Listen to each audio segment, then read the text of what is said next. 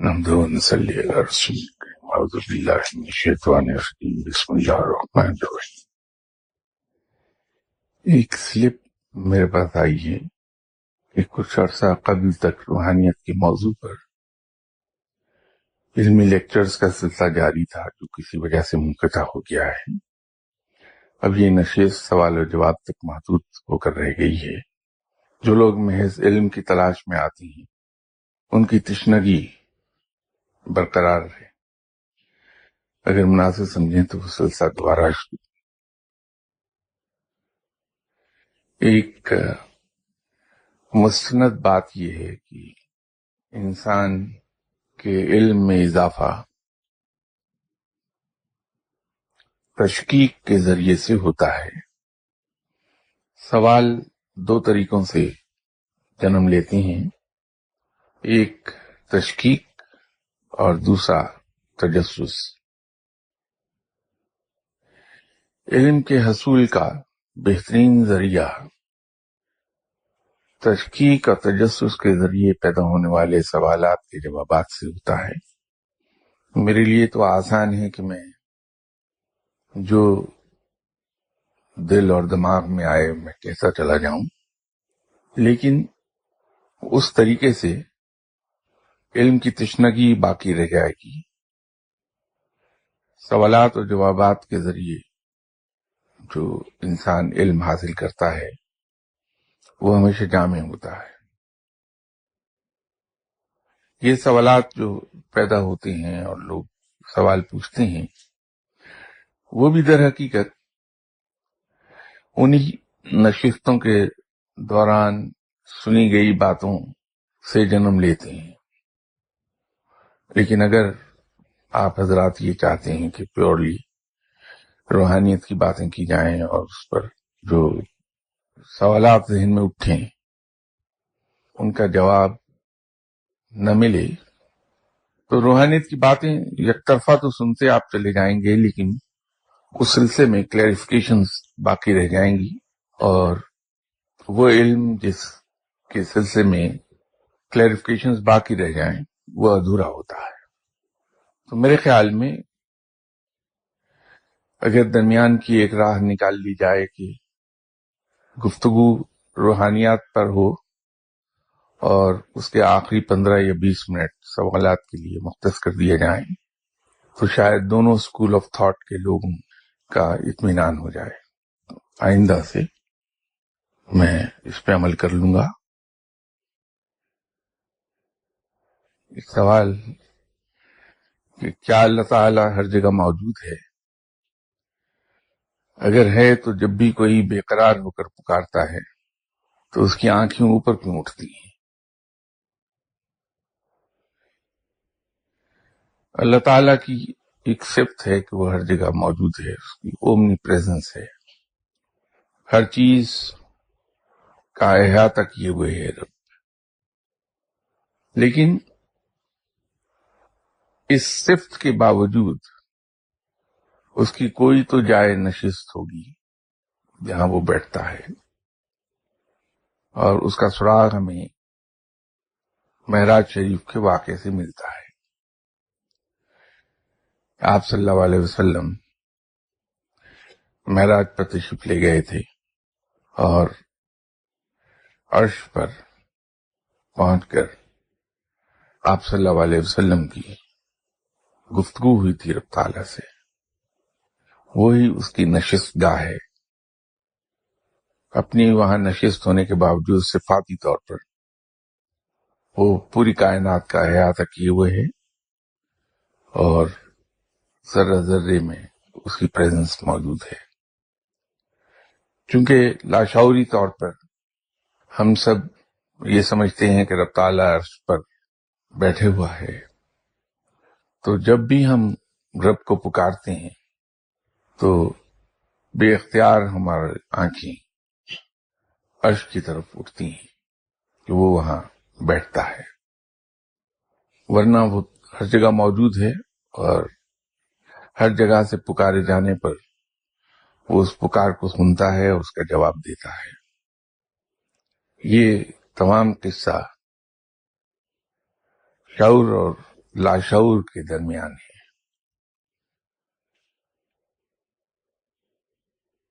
ایک سوال اور ہے کہ آپ نے پیر اور مرید کے حوالے سے لیکچر میں پیر اور مرید کا تعلق یہ بتایا ہے کہ مرشد صرف اپنے مرید کی رہنمائی کرتا ہے، جبکہ ہمارے ہاں ایک بہت بڑے ولی اللہ گزرے ہیں جن کا نام حضرت میاں محمد بخش صاحب ہے، اور ان کے مرشد کا نام پیر شاہ قاضی حضرت دمنی والی سرکار ہے۔ انہوں نے اپنے مرشد کے دربار کے مین گیٹ پر ایک مشہور قول لکھا ہے، پیر میرا وہ دمنی والا پیر شاہ کلندر، ہر مشکل وچ مدد کردہ دونوں جہاں اندر۔ تو پھر یہ ولی اللہ کن دو جہانوں کی بات کر رہے ہیں۔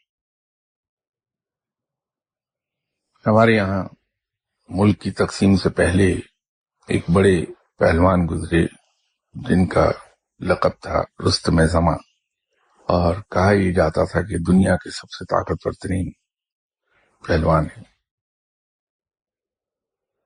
کون جانے کہ دنیا میں کتنے ایسے لوگ ہوں گے جو ان سے زیادہ طاقتور ہوں گے، لیکن وہ لائم لائٹ میں نہیں آئے، لیکن ان کو ان کی کارکردگی سے خوش ہو کے رستم زماں کا خطاب دے دیا گیا تھا۔ اس کا مطلب یہ نہیں کہ دنیا میں ہر شخص کو انہوں نے ہرا لیا تھا۔ اسی طرح کیونکہ پیر اور مرید کے درمیان علم کے رشتے کے علاوہ ایک رشتہ دل کا ہوتا ہے کہ انسان اپنے استاد سے بے پناہ محبت کرتا ہے۔ اس محبت میں وہ یہ سمجھتا ہے کہ اس کے استاد ہر جگہ اس کی مدد کو پہنچیں گے۔ بالکل اسی طرح جس طرح سے رستم زماں کو ان کی کارکردگی پر خوش ہو کے دنیا کا سب سے طاقتور ترین آدمی مان لیا گیا، یا جس طرح ایک ماں اپنے بچے کو دنیا کا سب سے خوبصورت ترین بچہ سمجھتی ہے، خواہ وہ شکل و صورت کا کیسے ہی کیوں نہ ہو۔ اسی طرح ہر مرید اپنی محبت میں اپنے استاد کو دنیا کا سب سے زیادہ علم رکھنے والا انسان سمجھتا ہے، اور اس سے توقعات جو وابستہ ہوتی ہیں، اس محبت اور ان توقعات کی وجہ سے وہ یہ سمجھتا ہے کہ دنیا اور آخرت میں دونوں جہاں میں وہ میری مدد کریں گے۔ حالانکہ یہ ہم سب کو معلوم ہے کہ روز حساب کوئی کسی کے کام نہیں آ سکے گا، ہر شخص کو اپنا حساب دینا ہے۔ تو یہ سمجھنا کہ ہمارا مرشد روز حساب ہمارے کام آئے گا، جب حساب کتاب ہمارا ہو رہا ہوگا اس وقت ہماری کوئی مدد کر سکے گا، وہ درست نہیں ہے۔ اسلام اعتدال کا سبق دیتا ہے۔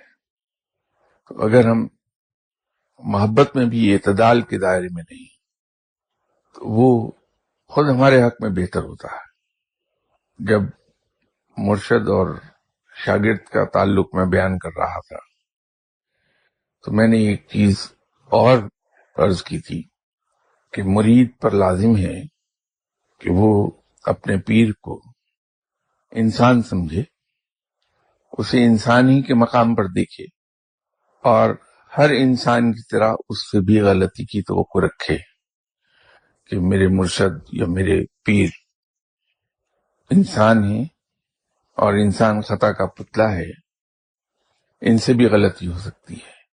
جب ہم اپنی محبت میں بھی ایک اعتدال میں رہتے ہیں اور اپنے مرشد کو یا اپنے پیر کو انسان سمجھتے ہیں تو پھر ہمیں نہ تو مایوسی ہوتی ہے نہ جھٹکے لگتے ہیں جب ہم دیکھتے ہیں کہ ہمارے مرشد سے، ہمارے پیر سے کہیں کوتاہی ہو گئی۔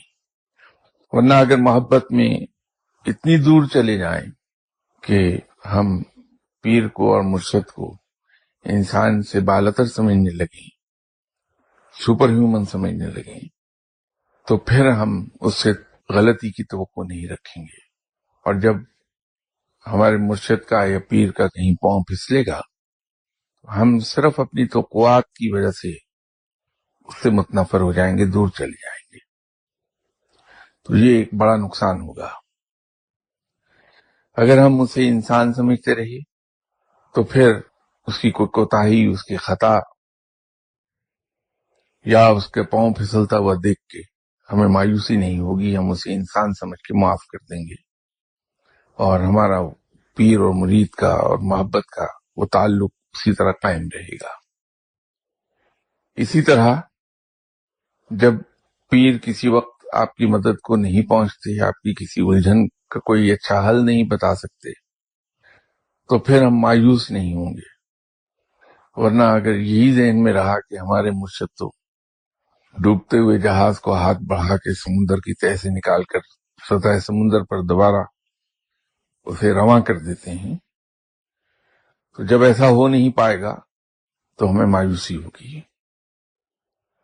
یہ محبت کی انتہا ہے جو میاں محمد بخش صاحب کھڑی شریف والوں نے اپنے مرشد صاحب کے بارے میں، ان کے مرشد صاحب کی خدمت میں بھی حاضر ہوتا رہا ہوں۔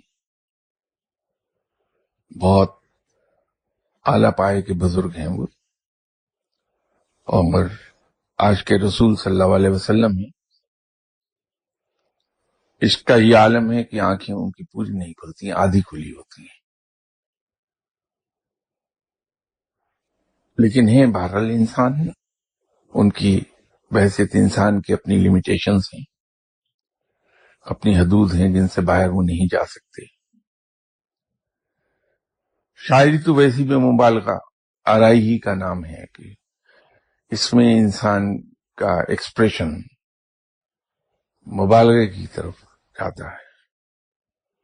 اگر شاعری میں کسی دوسرے انسان کو وہ چاند کا ٹکڑا کہہ دے تو اس کا مطلب ہرگز یہ نہیں کہ وہ واقعی چاند کا بچھڑا ہوا کوئی حصہ ہے۔ اگر شاعری میں کسی دوسرے انسان کے چہرے کو کھلا ہوا قرآن کہہ دے تو اس کا مطلب یہ نہیں کہ وہ واقعی قرآن ہو گیا۔ یہ ایک ایکسپریشن ہے جو ایک مرید نے اپنے پیر کے ساتھ محبت کا کیا ہے، اس کو اسی رنگ میں لے لیجئے، ورنہ انسان خواہ ولایت کے کسی بھی مقام پر فائز ہو، وہ رہے گا انسان، اور اس کی اپنی لیمیٹیشنز وہی رہیں گی جو ایک انسان کی ہو سکتی ہیں۔ یہ توقع نہ رکھیے کہ آپ کے مرشد روز حساب کام آ جائیں گے، بالکل کوئی نہیں کام آئے گا۔ ہر انسان کو اپنا حساب خود ہی دینا ہوگا۔ میں ایک بار پھر یہ عرض کر دوں کہ جب میں یہ باتیں کہہ رہا ہوں تو میں خدا نخواستہ جناب پیر شاہ غازی صاحب کے مقام کو نیچے نہیں کر رہا۔ جیسے میں نے عرض کیا کہ میں ایک زمانے میں ان کے مزار پر خاصا ریگولرلی جاتا رہا ہوں اور حاضری دیتا رہا ہوں، ان سے میری ملاقات بھی وہیں ہوئی، ان کو دیکھا میں نے اور میں بہت متاثر ہوا۔ خود میرے اپنے دل میں ان کے لیے بہت محبت ہے، پیر شاہ غازی صاحب کے لیے، لیکن اپنی تمام تر محبت کے باوجود میں انہیں سمجھتا انسان ہی، بہت علم والے آدمی ہیں، بڑے پائے کے ولی ہیں، سب ہیں۔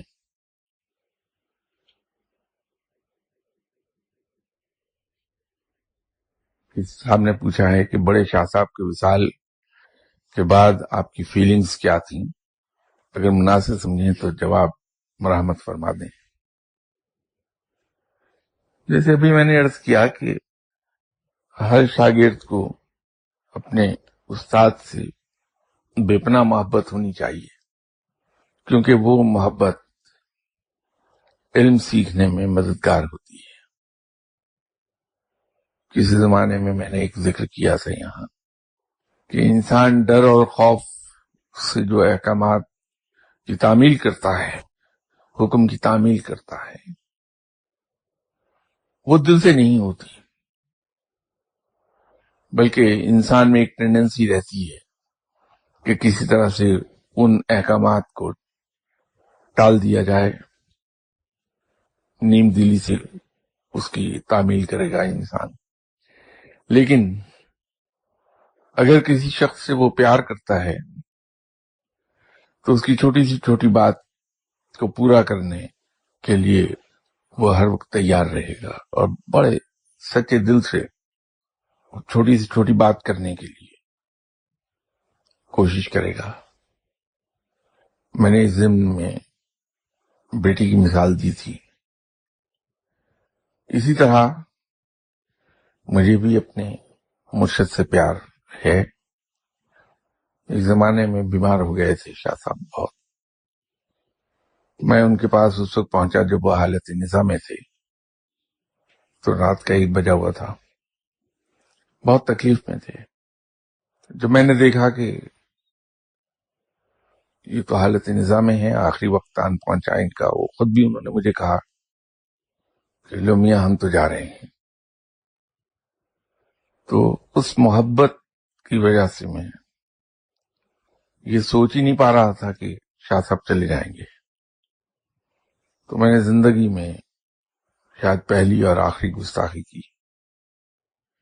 میں اپنے مرشد صاحب کی بیک پر بیٹھا تھا اور کوشش کر رہا تھا کہ کندھے دبا کے ان کو کچھ تھوڑا سا کمفرٹ مہیا کر دوں. بے اختیار میرے دل سے ایک دعا نکلی رب کے حضور کہ یا باری تعالیٰ مجھے ان کی بہت ضرورت ہے، تو مہربانی فرما اور ان کو کچھ مزید زندگی بخش دے. اور ساتھ ہی مجھے یہ خیال ہوا کہ معلوم نہیں یہ دعا قبول ہوگی یا نہیں ہوگی.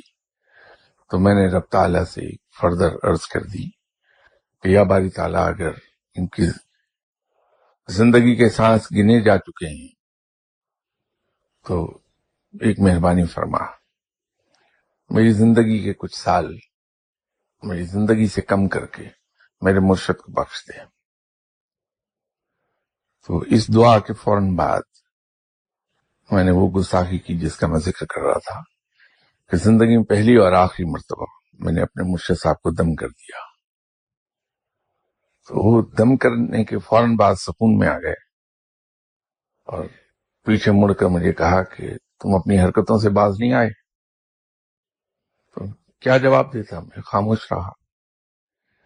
لیکن اللہ کا یہ احسان ہوا کہ وہ حالت نزا سے نکل آئے اور پھر طبیعت ٹھیک ہو گئی. بات یہ ہے کہ کسی بھی شاگرد کے لیے بڑا دشوار ہے کہ اپنے استاد کو یا اپنے مرشد کو اپنی آنکھوں کے سامنے رخصت ہوتا دیکھ لے. جیسے میں نے عرض کیا کہ انسان بے بس ہے، اس کی اپنی لیمیٹیشنز ہیں. انسان موت کو تو روک نہیں سکتا، لیکن یہ ضرور ہے کہ اللہ کے حضور دعائیں کرتا ہے. اور دعا میں بھی ایک یہ ہوتا ہے کہ اگر کسی کی زندگی کے سانس پورے ہو گئے ہیں، اسے جانا ہے، تو رب تعالیٰ کے کام تو اٹل ہیں، وہ تو ہو جاتی ہیں. اگر کسی طرح سے زندگی طویل ہوتی ہو تو کوئی ماں اپنے بچے کو مرنے ہی نہ دے.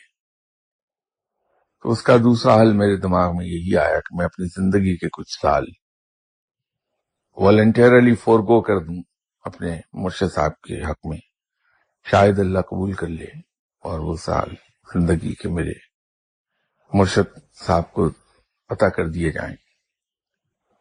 یہ واقعہ اس لیے سنایا کہ کسی صاحب نے میری فیلنگز کا مجھ سے پوچھا ہے، تو اس سے میری فیلنگز کا اندازہ کیا جا سکتا ہے کہ جب میرے مرشد رخصت ہو گئے ہوں گے اس دنیا سے تو میری فیلنگز کیا ہوں گی. جس سلسلے میں مجھے پہلی خلافت عطا ہوئی تھی، اس میں ایک رسم چلی آ رہی ہے کہ شاگردوں میں سے جس شاگرد کو خلافت عطا ہوتی ہے، وہ خلیفہ اپنے مرشد صاحب کے انتقال کے وقت وہاں موجود نہیں ہوتا، بلکہ انتقال کے فوراً بعد پہنچتا ہے اور اپنے مرشد کا فیونرل اپنے ہاتھوں سے کرتا ہے. کفن دفن کے انتظامات خلیفہ ہی کے ہاتھوں ہوتے ہیں۔ یہ اچھا ہوا کہ میرے مرشد صاحب جب اس دنیا سے رخصت ہوئے تو میں وہاں موجود نہیں تھا، ورنہ میرا خیال ہے کہ اس کو برداشت کرنا دشوار ہوتا میرے لیے۔ لیکن دو چیزیں اس میں ہیں، ایک صبر اور دوسری اللہ کی قضا پر راضی ہونا۔ تو مرشد صاحب سے محبت اور یہ دل کی خواہش کہ مجھ سے جدا نہ ہوں، اس کا مطلب ہرگز یہ نہیں کہ انسان چیخو پکار کرے، غم کا اظہار دوسروں پر کرے، بلکہ اپنے مرشد کی تعلیمات کو ڈیمونسٹریٹ کرنے کا میرا خیال ہے اس سے بہتر موقع کوئی نہیں ہوتا۔ جب مرشد ہاتھوں سے نکل رہا ہے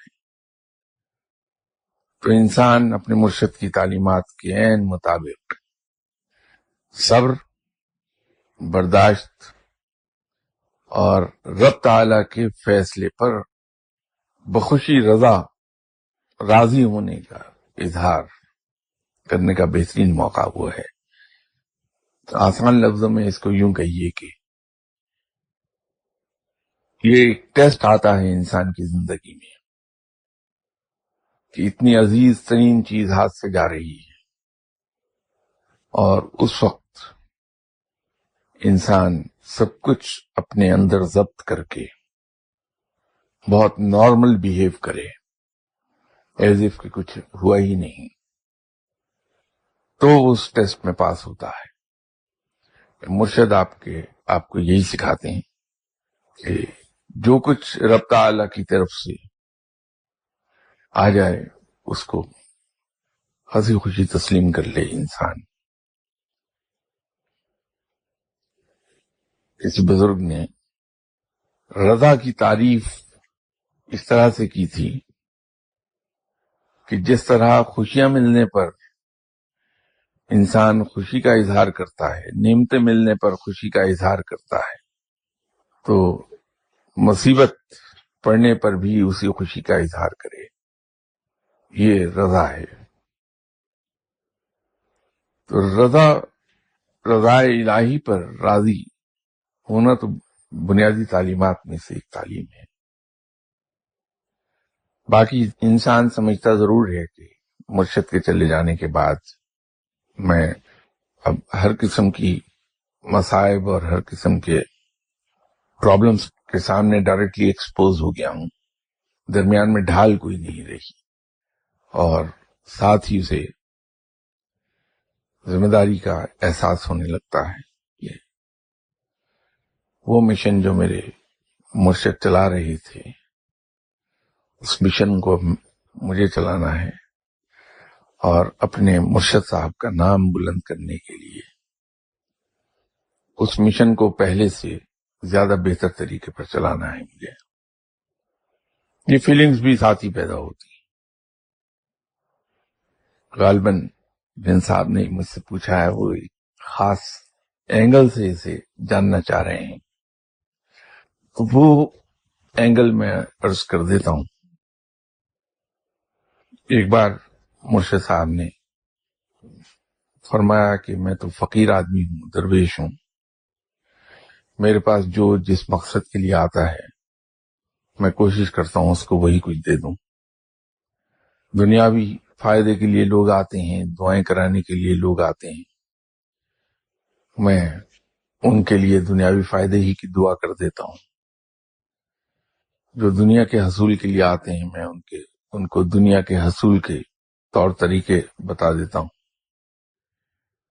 تو میرے بارے میں فرمایا کہ تمہارا چہرہ تو مجھے بہت دیر پہلے دکھایا گیا تھا کہ تمہارا حصہ میرے پاس ہے، لیکن تم نے آنے میں بہت دیر کی، اس لیے جب تم آئے تو میں نے تمہارا حصہ جو میرے پاس تھا علم کا وہ فوری طور پر تمہیں دے دیا، کیونکہ تمہیں بھیجا ہی میرے پاس علم کے لیے گیا تھا، اور پھر اس علم کی خوبی بیان کی جس کو پبلکلی بیان کرنا شاید مناسب نہ ہو۔ تو جو خوبی انہوں نے بیان کی اس علم کی، اس سے خوش ہو کے میں نے ان کی خدمت میں عرض کی کہ حضور اب تو پھر 2 آدمی ہو گئے اس علم کے. تو فرمانے لگے کس طرح؟ ایک آپ اور ایک میں. تو کہنے لگے یہ بھی تمہاری بھول ہے. تم تو علم کی معراج کو اس وقت پہنچو گے جب مجھے دفن کر کے 72 قدم فاصلے پر جا کر فاتحہ پڑھو گے تو اس وقت علم کی معراج کو پہنچو گے. تو الحمدللہ ویسے ہی ہوا. وہ 72 قدم پیچھے آنے کے بعد فاتحہ پڑھی تو احساس ہوا کہ میرے وزن میں کچھ اضافہ ہو گیا سڈنلی. وہ میرے جسمانی وزن میں اضافہ نہیں ہوا تھا بلکہ علم اپنے پورے زوروں میں آیا تھا اس وقت. باقی دنیا تو یہیں چلتی رہتی ہے. مرشد رخصت ہو جاتے ہیں، ماں باپ رخصت ہو جاتے ہیں، انسان زندگی کے معاملات اس طرح نبھاتا رہتا ہے. البتہ یہ ضرور اللہ سے دعا ہے کہ اللہ مجھے توفیق عطا فرما دے کہ جس طرح میرے مرشد صاحب نے مجھ پر احسان کیا تھا، مجھے یہ علم عطا فرما کے اللہ کی راہ دکھا کے، بہت بڑا احسان ہے ان کا میرے اوپر. تو میں اس احسان کا ایک معمولی سا حصہ ہی چکا دوں، وہ اس طرح سے کہ میں اپنے مرشد کا نام اس دنیا میں بلند کر سکوں. یہ خواہش ہے میری اور اللہ تعالیٰ میری اس خواہش کو پورا کر دے.